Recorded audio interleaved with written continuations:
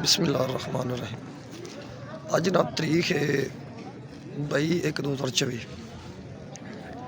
ये मटर मंडी डेरा मल्ला सिंह जिला शेखपुरा फरूकाबाद के करीब तो जनाब पंजाब की मंडियां चों सब तो चोखा मटर जो ज़्यादा मटर इस मंडी च आंदा।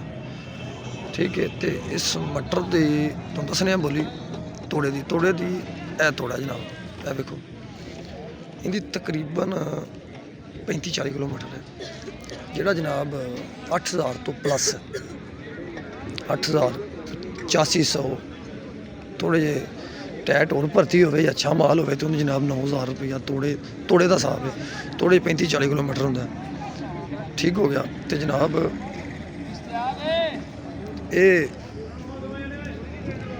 सिस्टम है इस मंडी का। ठीक है, इस मंडी क्यों ओपन बोली होंगी इत्थे भी ना मटर की, तो ओपन बोली के फिर कोई नहीं मसला मसायल होंगे भी हाँ परेशानी किसी ने भी कोई नहीं, ना जिमीदार तो ना खरीददार न। मटर जाता जनाब बड़ी बड़ी दूर है। ठीक हो गया। तो बकाया बोली होंगी तुम सुनाने मटर बहुत घट आ रहा है कि ना ठंड की वजह तो इस वजह करके ना घट ही ने मटर थोड़े जे अल्लाह किया तो जे मटर आते तो फिर वो गल खैर करे।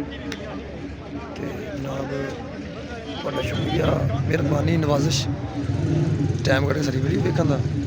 तो यार को साढ़े को जी कोई गलती मिसटेक हो ना बरै मेहरबानी कमेंट से लाजमी दसिया करो यार। बंदा कोई नहीं माँ के टिड्डी सेके नहीं आता।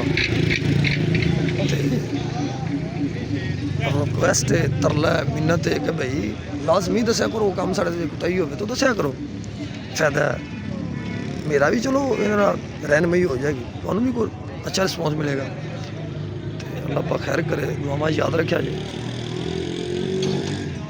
वालेकुम अस्सलाम।